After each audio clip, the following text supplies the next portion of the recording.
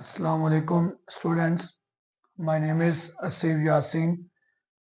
पिछले लेक्चर के अंदर हमने बायोलॉजी का इंट्रोडक्शन पढ़ा, उसकी डिविजन्स को डिस्कस किया, उसकी जो ब्रांचेस हैं वो हमने जो है वो डिटेल के अंदर स्टडी की थी।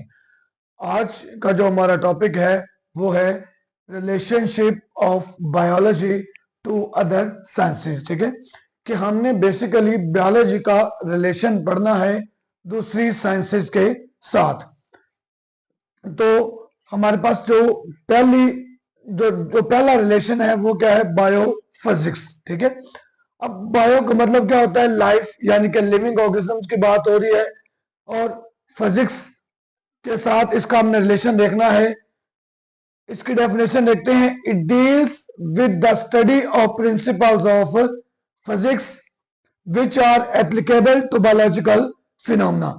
यानी कि बेसिकली हमने जो फिजिक्स के जो प्रिंसिपल हैं, जो फिजिक्स के असूल हैं, उनको हमने अप्लाई करना है किसके ऊपर? बायोलॉजिकल फिनोमेना, बायोलॉजिकल प्रोसेस, जितने भी बॉडी के अंदर, ठीक है, एनाटॉमी के अंदर या एक्सटर्नली जितने भी फिनोमेनास होते हैं, उसके ऊपर जब हम फिजिक्स के प्रिंसिपल को अप्लाई करेंगे तो that type of relation is called biophysics. अब इसकी एग्जांपल क्या है? Liver in the physics and limbs of animals in biology. यानी कि जैसे फिजिक्स के अंदर एक लिवर है, अब लिवर क्या होता है? Liver is the simple machine. ठीक है, फिजिक्स के अंदर लिवर जो है वो एक सिंपल मशीन है जो फोर्स को एम्पलीफाई करता है। ठीक है, फोर्स को एम्पलीफाई करने के साथ जो फोर्स की डायरेक्शन है उसको भी क्या करता है? ये चेंज करता है। तो लिवर इन फिजिक्स और limbs of animals in biology, यानी कि एनिमल्स के अंदर जो लिम्स हैं, वो लेग्स, जो आर्म्स हैं, जो कि पिवट के ऊपर जो है फिक्स पॉइंट के ऊपर क्या करते हैं? वो घूम सकते हैं। So that type of relation is called biophysics. आगे नंबर 2 हमारे पास जो रिलेशन है वो है बायो केमिस्ट्री का। बायो का रिलेशन हमने स्टडी करना है बेसिकली किसके साथ? केमिस्ट्री के साथ। अब मैंने बायो का मतलब क्या है? लाइफ किसके अंदर होती है? जो लिविंग ऑर्गेनिजम्स होते हैं। अब केमिस्ट्री के अंदर हम जब केमिस्ट्री की बात करते हैं तो अंडरस्टूड सी बात है कि डिफरेंट केमिकल रिएक्शंस के इसके अंदर जो है बात होगी।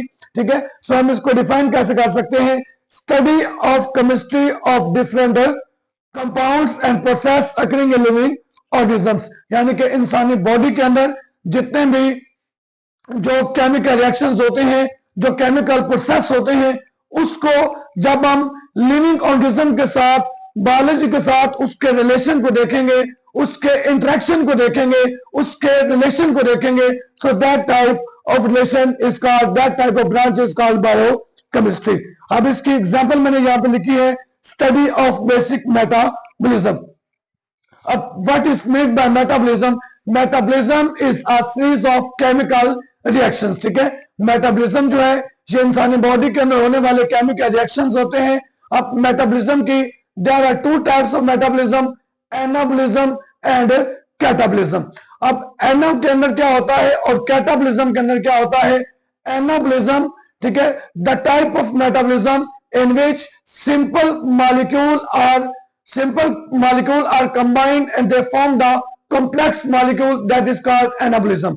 अब कैटा जो है इसके उल्टा है। ठीक है, when the complex molecule is break down it change into the simpler one that is called catabolism. ठीक है, तो हमें पता चला कि जितना भी मेटाबॉलिज्म है, ठीक है, इंसानी बॉडी के अंदर जो केमिकल रिएक्शंस हो रहे होते हैं, ठीक है, वो किसके अंदर हम स्टडी करेंगे? बायोकेमिस्ट्री के अंदर। नेक्स्ट है respiration involves the knowledge of chemistry. अब जो रेस्पिरेशन का प्रोसेस है, ठीक है, अब रेस्पिरेशन क्या होती है? ठीक है, रेस्पिरेशन है the process in which glucose is broken down in the glucose break down in the presence of oxygen. ठीक है, जो ग्लूकोज है वो टूटता है, ठीक है, ऑक्सीजन के साथ रिएक्ट करता है, तो वो ब्रेक डाउन होता है किसके अंदर? CO2 प्लस H2O, और साथ में क्या बनती है? केमिकल एनर्जी जो है वो हमें मिलती है। सो रेस्पिरेशन का जो अमल है इसको भी हम डिस्कस करेंगे किसके अंदर? बायोकेमिस्ट्री के अंदर। अब there are two types of respiration. Respiration की भी दो टाइप्स होती हैं, aerobic respiration and anaerobic respiration. अब एरोबिक रेस्पिरेशन क्या है? The type of respiration which is produce in the presence of oxygen. ठीक है, कि जो ग्लूकोज है वो टूटेगा लेकिन किसकी प्रेजेंस में? ऑक्सीजन के प्रेजेंस में।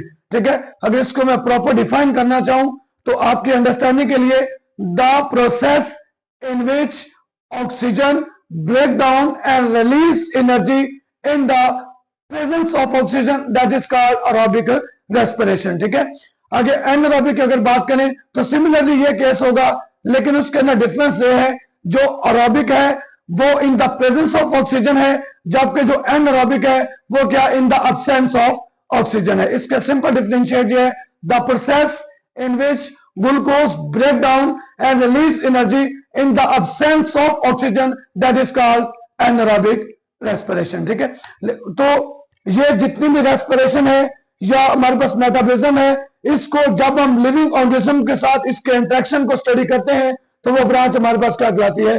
बायोकेमिस्ट्री। ठीक है, तो ये हमारा आज का टॉपिक था। हमने पार्ट 1 के अंदर सिर्फ बायोफिजिक्स को स्टडी किया है और बायोकेमिस्ट्री को अब जो डिटेल के अंदर इसको जो रीड किया है। अगर आपको ये लेक्चर पसंद आए तो मेरे चैनल को सब्सक्राइब करें, बेल आइकन को दबाएं। अस्सलाम वालेकुम।